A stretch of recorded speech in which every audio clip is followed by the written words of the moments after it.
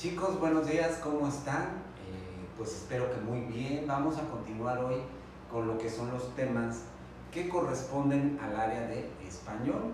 ¿Con qué finalidad? Bueno, para que ustedes sigan pues aumentando sus conocimientos y como ya está próximo el examen para los que van a ingresar a la UV, bueno, pues tenemos que darle con todo para que vayan bien preparados, sobre todo en esas dos áreas que son las que en determinado momento cuentan para esta universidad, que son matemáticas y español. El video pasado nos quedamos en lo que eran los signos de puntuación. Vimos el punto, punto y coma, los paréntesis, en fin, una serie de signos de puntuación que nos marcan cuáles son sus usos. Nos faltaba el uso de las comillas. Vamos a poner por acá qué cosas son las comillas. Las comillas se utilizan para resaltar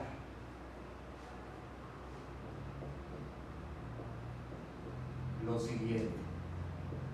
Aquí vamos a poner los casos en que tenemos que usar comillas. La primera es para resaltar las citas textuales. Es lo primero, citas textuales van siempre entre comillas. Otra para resaltar alguna característica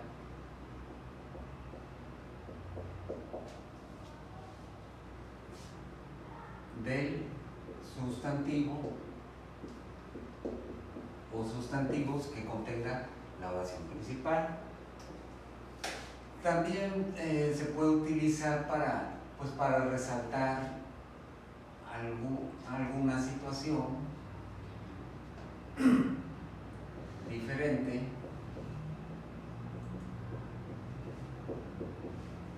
a lo acostumbrado. Vamos a poner ejemplos para que vean. Recuerden que las comillas son signos de puntuación dobles que obviamente inician y cierran. Vamos a poner aquí el primer ejemplo. Uno sería: al llegar al coche, coma, Juan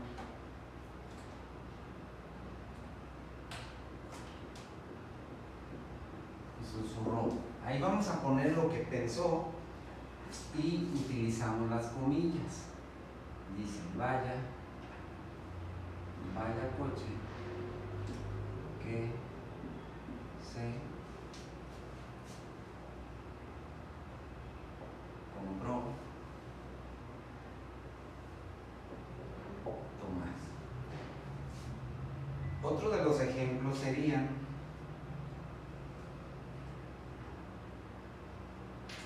el joven está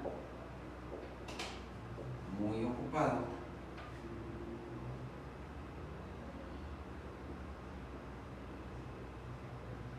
con, y aquí ponemos las comillas, con sus negocios. Cerramos comillas.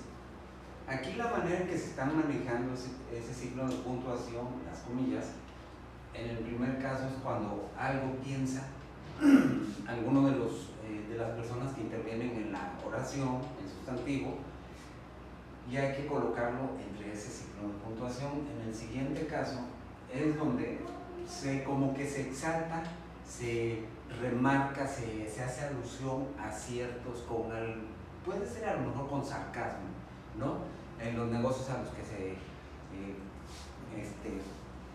que se dedica ese joven, ¿no? Bueno, por eso le ponen sus negocios, entre comillas, que da a entender pues otra situación que ya cada quien interpreta pues, como quiere. Esas son las comillas, no tienen otro uso. Con esto terminamos lo que son los signos de puntuación y empezamos con los tipos de acento que tenemos que usar en español. Empezamos con el acento ortográfico. ¿Qué cosa es el acento ortográfico? Bueno, voy a escribir aquí los ejemplos y las palabras que se forman de acuerdo al acento ortográfico. Bueno, el acento ortográfico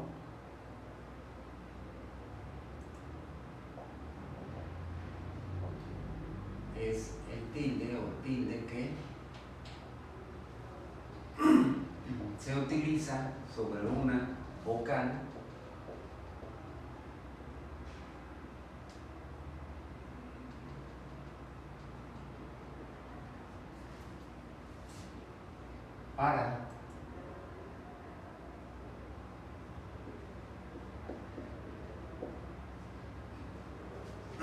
para resaltar la mayor intención o la mayor intensidad con que se menciona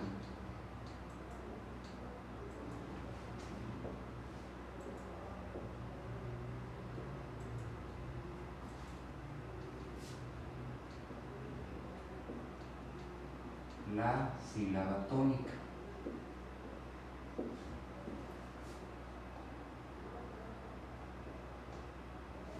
Aquí vamos a hacer como que un pequeño recordatorio qué son las sílabas, la sílaba tónica y qué son las sílabas átonas. Nosotros podemos descomponer cualquier palabra en sílabas. Las sílabas es la emisión de voz que tiene sentido. Suponemos si yo digo sopa, yo puedo descomponerlo en dos sílabas, so-pa.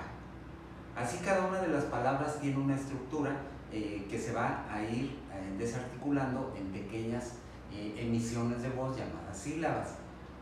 Dentro de una palabra siempre va a haber una sílaba que se mencione con mayor intensidad. Esta sílaba se llama sílaba tónica y el resto de las sílabas que quedan se llaman sílabas átonas. Voy a poner por acá un ejemplo. La palabra ropero podemos descomponerla en ro, pe, ro. Como vemos, la sílaba P es la que se menciona con mayor intensidad. Entonces, esta es la sílaba tónica. Y ro y ro, que quedaron solas, se llaman sílabas átonas. Lo voy a escribir por acá. Sílabas átonas. Ahora, de acuerdo a la ubicación de la sílaba tónica es la clasificación de palabras. También así determinaremos si se acentúan o no. ¿Cuáles son las palabras que conocemos de acuerdo a la ubicación de la sílaba tónica? Tenemos palabras agudas, graves, esdrújulas y sobreesdrújulas. Las palabras agudas son las que tienen la sílaba tónica al final. Un ejemplo. Camión. Acá tenemos la sílaba tónica, esta es palabra aguda. Fácil. Fácil. La que suena con mayor intensidad es la penúltima sílaba. Entonces aquí tenemos una palabra grave. Si decimos pelícano, pelícano, la que suena con mayor intensidad es la antepenúltima. Estaremos hablando de una sílaba esdrújula. Y si hablamos de una, generalmente no hay tantas palabras de ese tipo, sobreesdrújula, quiere decir que la sílaba tónica es la antepenúltima.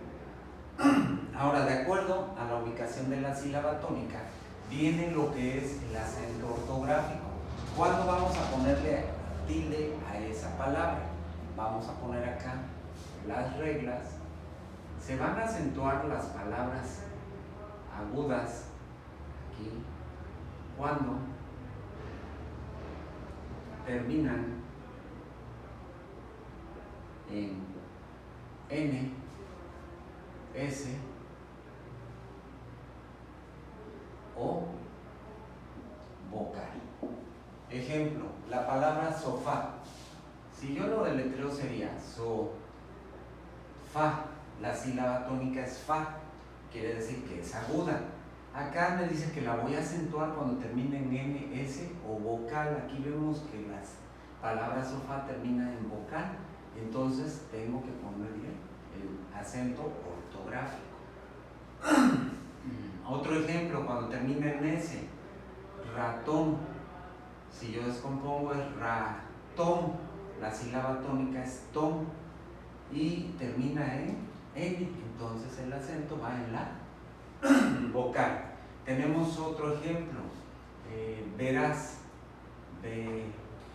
Verás. Del verbo ver, no verás de que sea cierto o algo así. Aquí lo acentúo porque termina en S. Esas son las palabras agudas.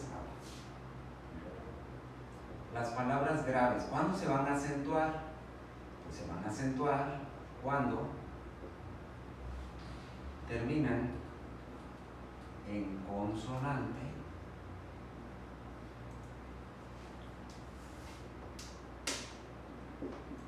menos S, menos N y S.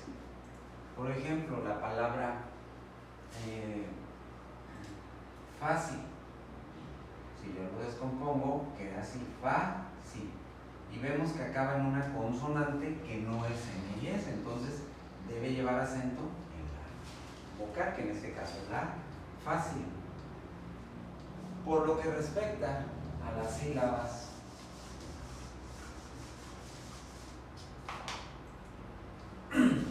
esdrújulas, vamos a poner por acá, esdrújula,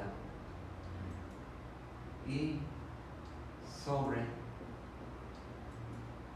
esdrújulas,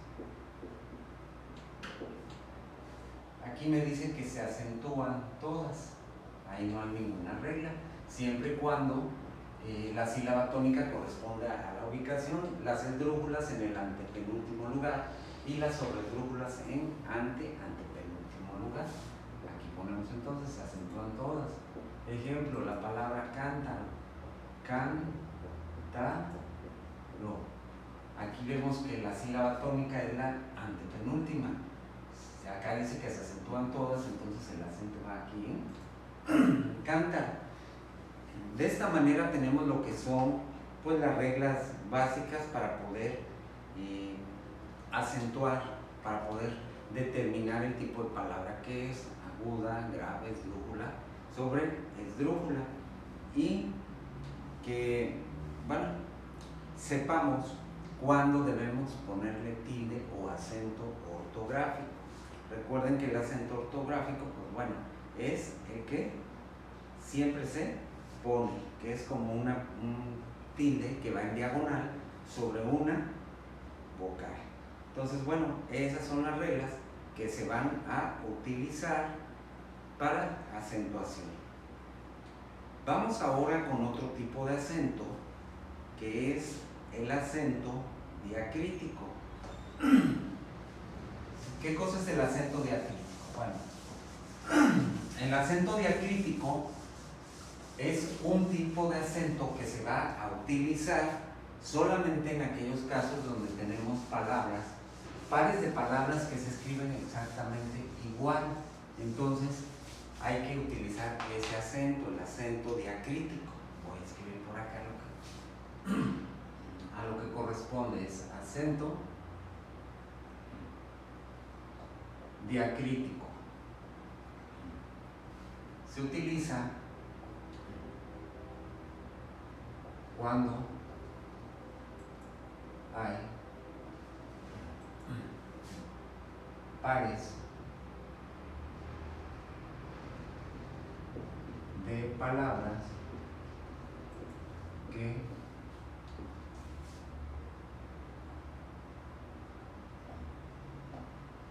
se escriben igual. Entonces ese es el acento diacrítico. ¿Cómo pueden ser este tipo de palabras? Bueno, tenemos un ejemplo, la palabra solo y solo.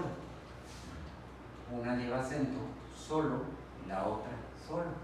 La primera es como una condición. Cuando hablamos de una condición para algo, se debe acentuar. Ejemplo de la oración: solo que apruebes tu materia, coma, irás al viaje.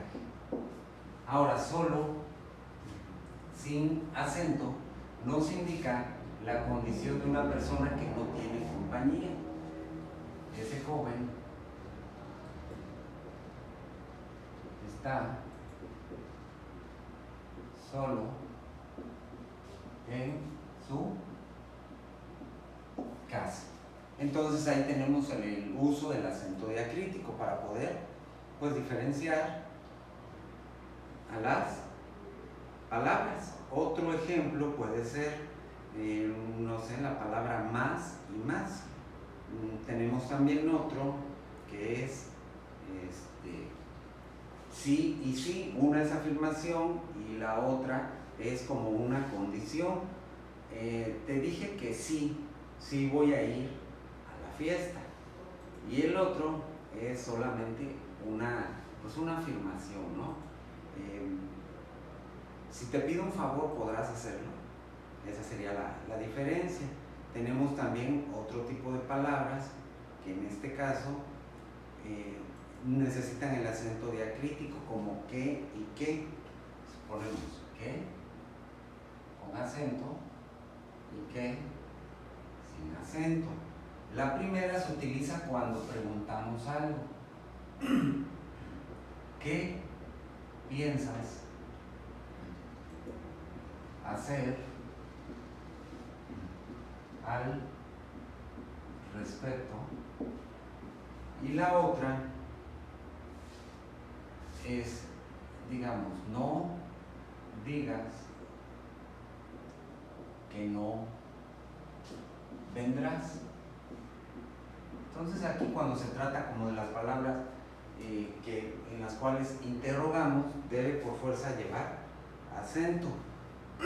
Si hablamos de él con acento y él sin acento, la primera es un pronombre personal y va a ser el ejemplo de la oración. Él pidió una comida para llevar. Si estamos hablando de él sin acento, bueno, pues se refiere a un artículo. El perro rompió el florero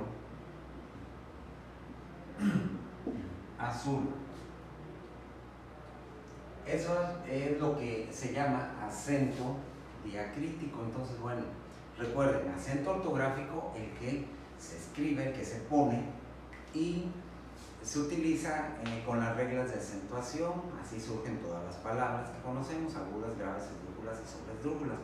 Y el acento diacrítico, que es el que vamos a utilizar cuando hay pares de palabras que se escriben igual, pero se le da diferente significación. Por eso se utiliza el acento diacrítico. Ok, vamos ahora con lo que son los sonidos y grafías de ciertas letras. Una letra o una grafía es la manera como se escribe. El sonido, obviamente, es la manera en que se escucha. Vamos a escribirlo acá. Sonidos y grafías. Entonces les digo, la letra o grafía es como se escribe. Lo voy a escribir acá. Letra o grafía es la manera como se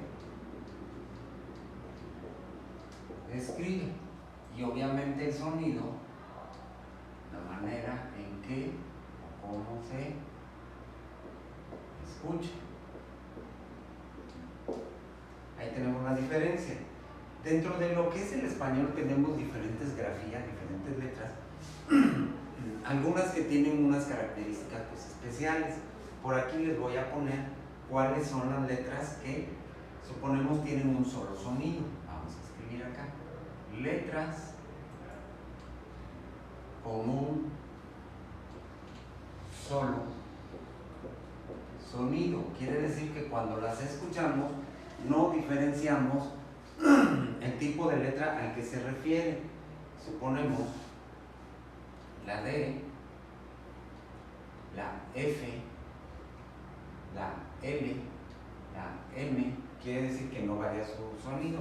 La N, la P, la S y la T. Esas son grafías o letras con un solo sonido. Ahora, distintas letras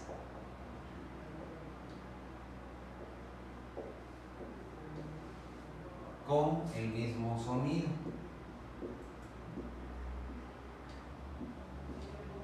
Por ejemplo, la J y la G.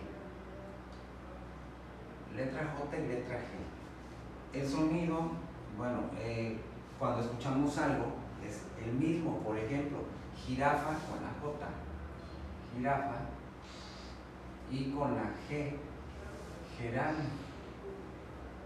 Obviamente cambia la grafía o la letra, pero el sonido para nuestros oídos viene siendo exactamente igual, no cambia. Tenemos la C y la Z. Suponemos cera, C, y azul con Z, tienen el mismo sonido. Otra puede ser la C y la letra K. Los ejemplos: cama y kilo. A esas grafías también tienen el mismo sonido. Y tenemos acá la B, V y aquí la doble es W, W, se le puede llamar de las dos maneras. Por ejemplo, con B, beso, con V, vaso y la palabra. Aquí,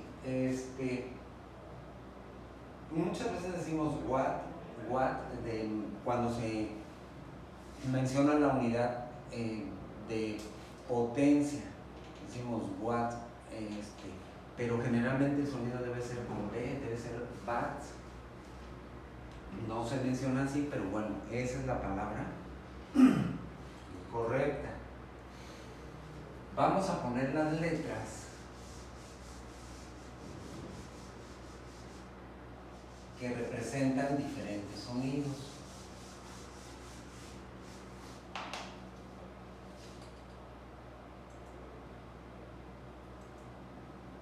Letras con diferentes sonidos.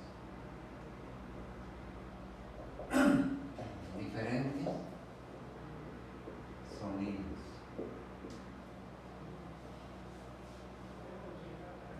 La letra C, ¿en qué ejemplos? Bueno, suponemos cuando decimos la palabra cosa y la palabra clima. Aquí ya al decir clima ya da a entender que puede también ser el sonido de una letra K. La G, con gramo y gente. La letra R, cuando va al principio, que es rosa, que es sonido fuerte, y cuando va intermedia, que es un sonido suave, como cara. Entonces aquí ya tienen diferentes sonidos de acuerdo a la ubicación o a las letras con las que se unen. También tenemos dos letras que tienen el mismo sonido, como la doble L y suponemos doble L con la palabra lloro. Suponemos en la palabra guerra, la G tiene un sonido suave. Si hablamos de guitarra, es suave también, pero cuando no lleva vocal, suponemos, la U sería G, geranio, y ya tiene un sonido fuerte. Entonces hay que ver también como el doble R. La R sola, pues ya dijimos cómo funciona. Si es doble R, obviamente nunca va a iniciar, siempre va a ir intermedio y tiene un sonido fuerte. El ejemplo sería carro. tenemos una letra como la H que no tiene sonido. Suponemos hielo. Se escribe, pero en realidad no tiene un sonido. Eso es propiamente a lo que se refiere lo que es una grafía o una letra y el sonido que representa. Recuerden, grafía o letra es como se escribe, el sonido es como se escucha. Aquí ya hicimos la clasificación de aquellas letras que componen o que utilizamos diariamente en el español y que en ocasiones tienen sonidos que son iguales y sin embargo se debe escribir de diferente manera. Pasamos a lo que son las relaciones semánticas. ¿Qué cosa es una relación semántica? Bueno, recuerden que semántica quiere decir letras o conjuntos de palabras, perdón, no letras, conjuntos de palabras que están asociadas al mismo contexto, al mismo sentido, al mismo significado. Cuando nosotros decimos un campo semántico, lo podemos hacer de diferentes temáticas. Si yo digo, quiero un campo semántico de frutas, bueno, pues obviamente el campo semántico de frutas lo puedo formar con las palabras pera, manzana, plátano, uvas, todas las palabras que se me ocurran. Eso es un campo semántico. Ahora, dentro de lo que son las relaciones semánticas, tenemos los diferentes tipos de palabras que tienen algunas características, ya sea que sean opuestas o sean semejantes o que se escriban igual pero tengan diferente significado. Las primeras son los sinónimos. ¿Qué son los sinónimos? Bueno, son palabras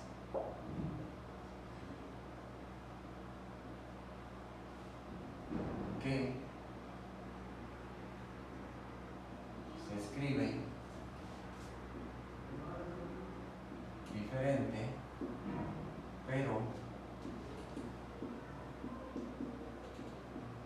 tienen un significado similar. Un ejemplo nos dan la palabra, bueno, es un adjetivo que es abundante. Queremos una palabra que se acerque o que tenga un significado similar y podemos poner acá que es mucho. Otra que puede ser anteojos. En anteojos podemos darle o buscar que es gafas o lentes. Hay palabras que pueden tener dos o más sinónimos.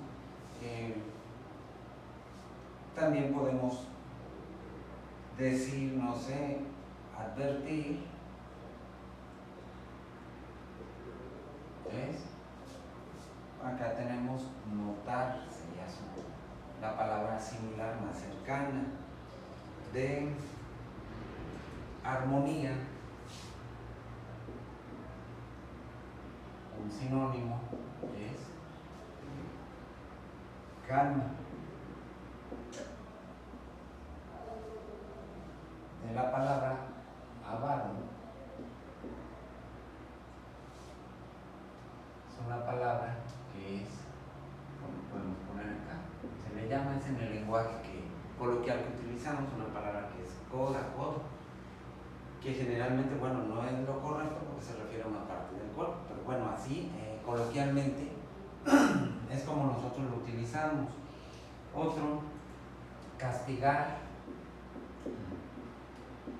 Un sinónimo pues sería sancionar. Por último, otro que sería comprar. Su sinónimo sería adquirir. Entonces, dentro de las relaciones semánticas tenemos el primer tipo de palabras que se escriben diferente pero que tienen un significado similar. Se llaman palabras sinónimas. Aquí ya vimos los ejemplos. Vamos ahora con las palabras que son antónimas. ¿Cuáles son las palabras antónimas? Bueno, las palabras antónimas o antónimos son palabras que significan lo contrario. Vamos a poner por acá. Antónimos. Palabras que significan lo opuesto o contrario. No sé, podemos tener acá un ejemplo, ejemplos. Si decimos ejemplo de pues alto, el antónimo lo opuesto pues va a ser bajo. De limpio, el antónimo tiene que ser obviamente sucio. Si decimos borrar, lo contrario de borrar es escribir. Lo contrario de subir es bajar. De entrar, lo contrario es salir. De derrumbar, lo contrario sería construir.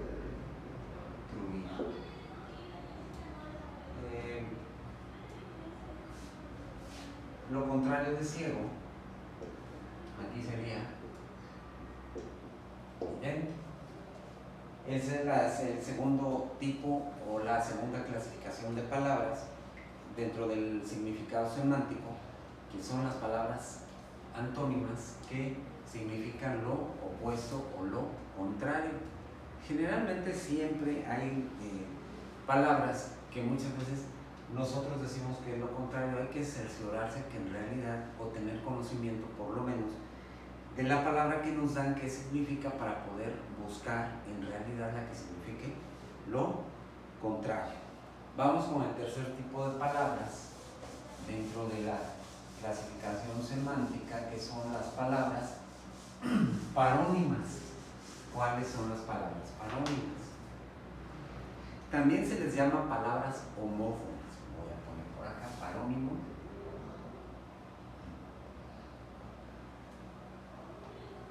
O homófono. Son las palabras que se escriben o suenan exactamente igual, pero que tienen diferentes significados. Por ejemplo, cayó, vamos a escribir acá, se escribe o suenan igual,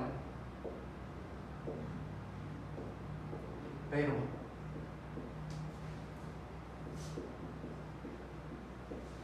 tienen diferente significado. Ejemplos: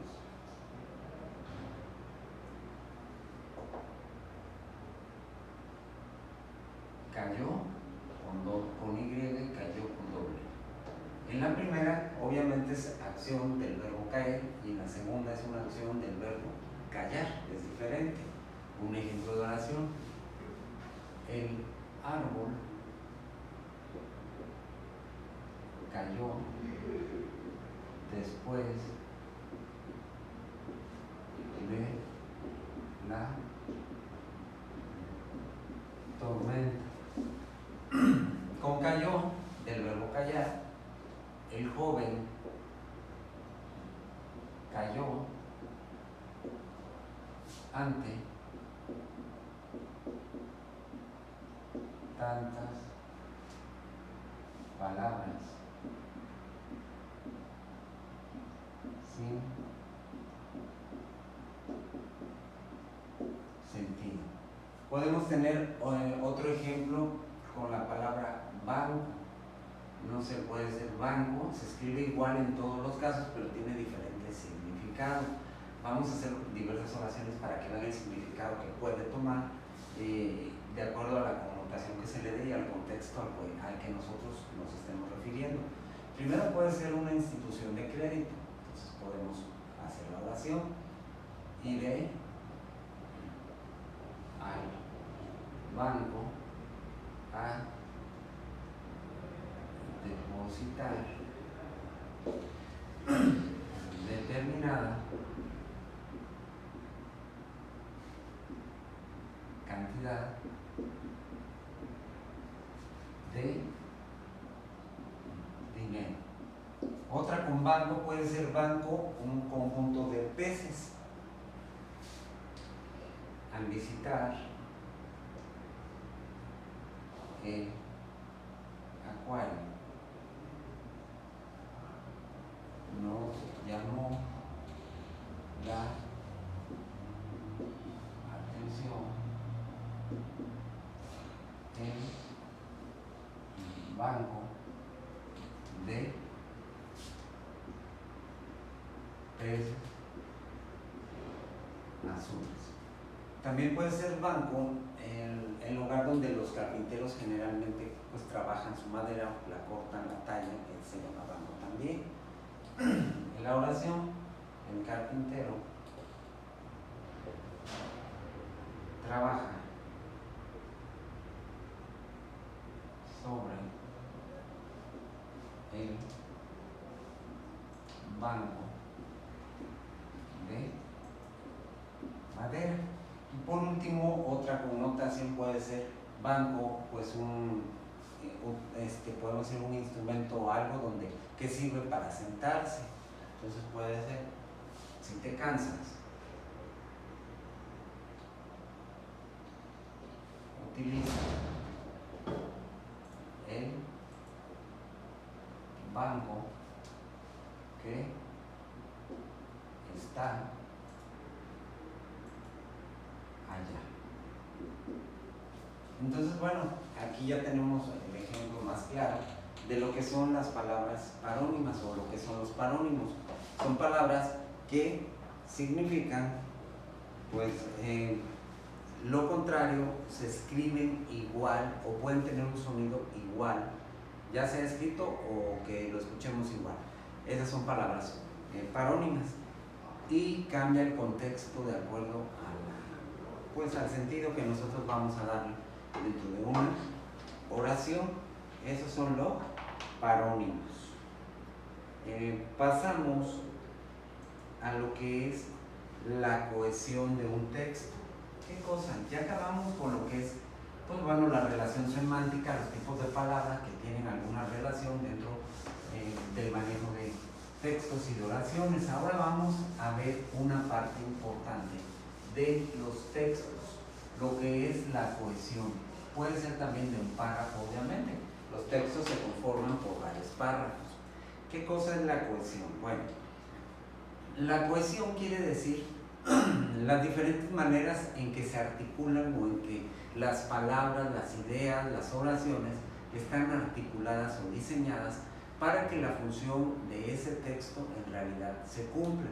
Eso es que un texto tenga cohesión. Recuerden, cuando nos dicen no tiene cohesión lo que escribiste, quiere decir que las palabras que nosotros seleccionamos para redactar no tuvieron ni siquiera los conectores. Recuerden que conectores o nexos son aquellas palabras que van uniendo una idea con otra.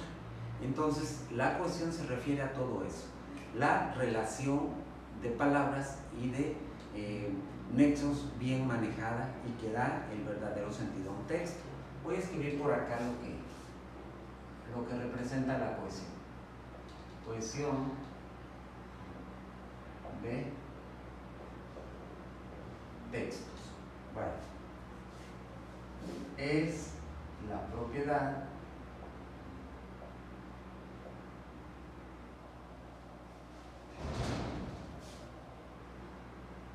de un texto que conecta las diferentes palabras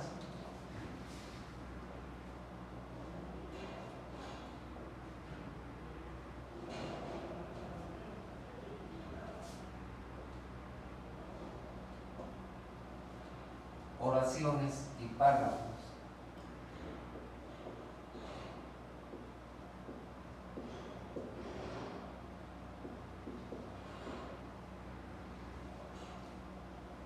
a través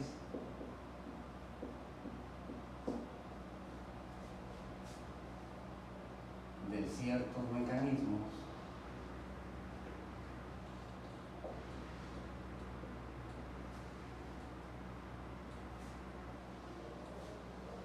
llamados procedimientos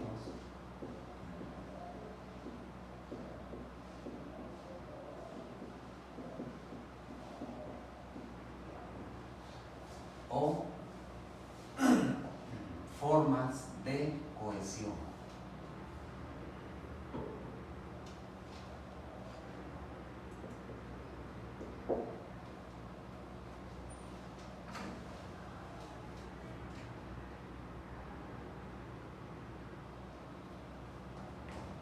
Por ejemplo, aquí vamos a poner un pequeño parrafito así, para que vean cómo está todo enlazado, cómo hay concordancia del sustantivo con su artículo, con el verbo, los tiempos en que se maneja. Todo esto debe estar bien pensado para que tengamos en realidad una cohesión en un texto. Vamos a poner breve así un parrafito para que vean cómo dice. La situación actual refleja la verdadera realidad de nuestra sociedad. Los puntos y seguido. No estamos preparados para enfrentar situaciones espontáneas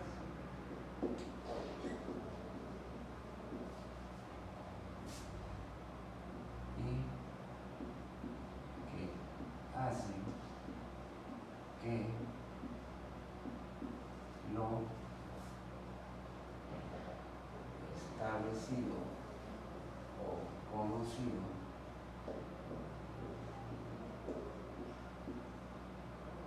se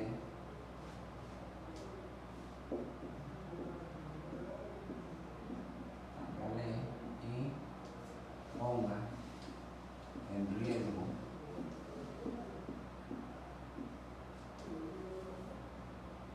todo, punto y aparte. Estamos hablando acá entonces, bueno, no hay una preparación, no hay algo, no estamos preparados para enfrentar las cosas espontáneas. El ejemplo, pues bueno, podemos ver que es la pandemia, ¿no? Que en realidad, bueno, se hizo frente a todas las situaciones que originó, pero no hay una preparación, ¿no? En realidad no existe.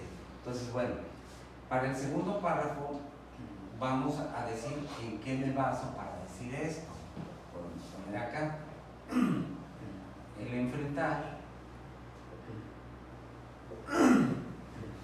a situaciones de este tipo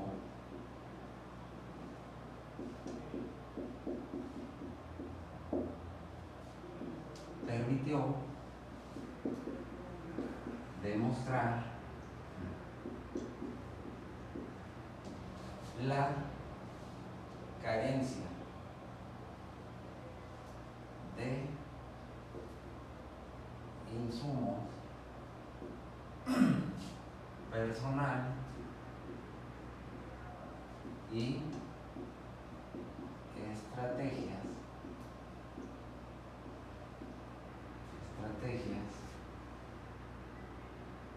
que en su momento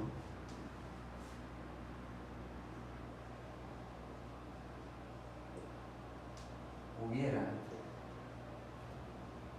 sido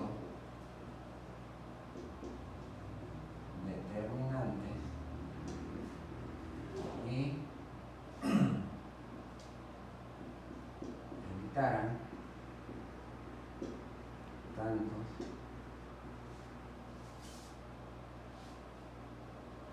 vamos a ponerle acá tantas pérdidas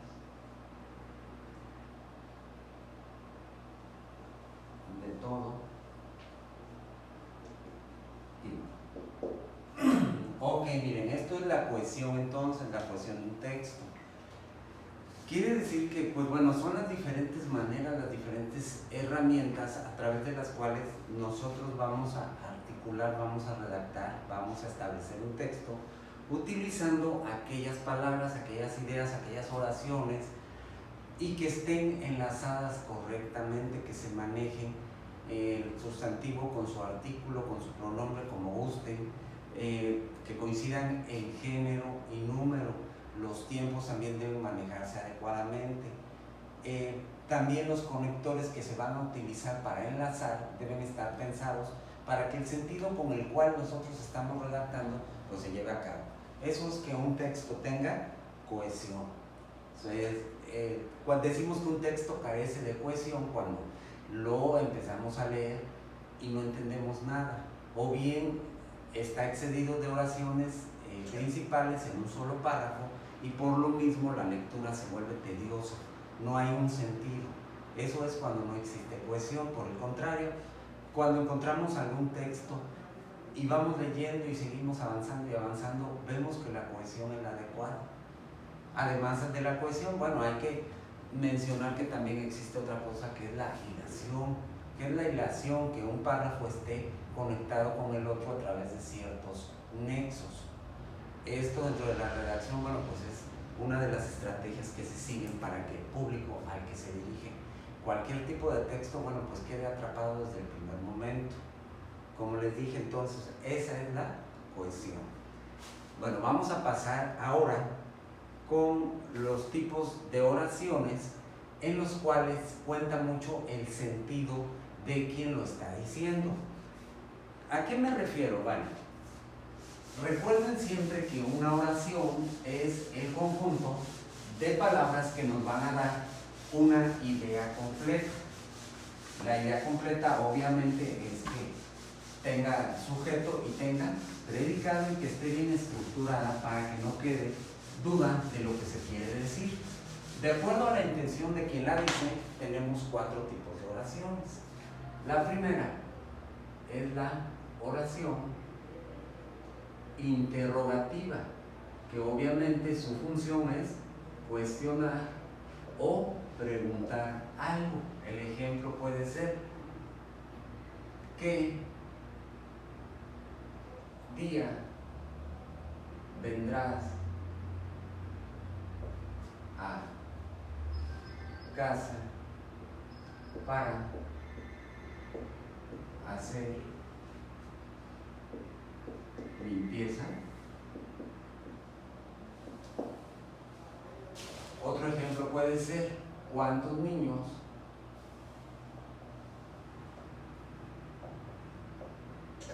irán al campamento? La siguiente clasificación de oraciones es la oración exclamativa, en la cual, bueno, pues se exalta una emoción. Se utiliza generalmente entre signos de admiración inicial y final. Obviamente son de este tipo a lo mejor: qué hermoso quedó tu cuaderno, y cerramos acá el signo de admiración. Otro puede ser: qué comida tan sabrosa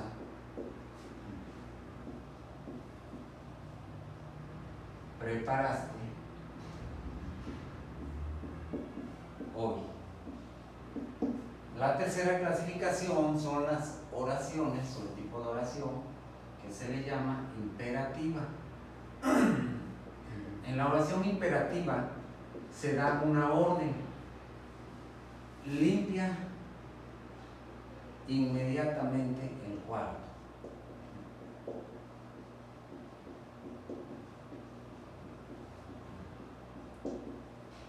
haz la tarea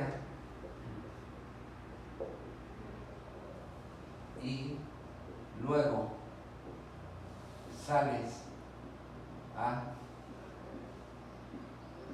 jugar. Acá hay que remarcar que cuando nosotros damos una orden o una indicación, debe ser con Z cuando decimos haz. Esa es una orden. Si vamos a utilizarla sin Z, con S, es cuando se utiliza dentro de otro contexto. Hagan de cuenta, has de venir mañana para que juguemos y hagamos la tarea. Ahí no hay una orden, va con S. Cuando ordenamos debe ser con Z. Y por último tenemos las oraciones o el tipo de oración que es declarativa. La declarativa solamente da una idea sin opinar, sin mandar, sin preguntar. Por ejemplo, el día amaneció muy soleado. Entonces recuerden, de acuerdo a la intención de quien habla, tenemos cuatro tipos de oraciones. Las interrogativas, las que preguntan; las exclamativas, las que expresan un sentimiento, una emoción; las imperativas, las que ordenan o que dan alguna indicación; y las declarativas, las cuales solamente se comenta como es, sin realizar o intervenir otro tipo de sentimiento. Bueno, estos son los tipos de oraciones. Nos vemos en el siguiente video para continuar con más de España. Cuídense mucho.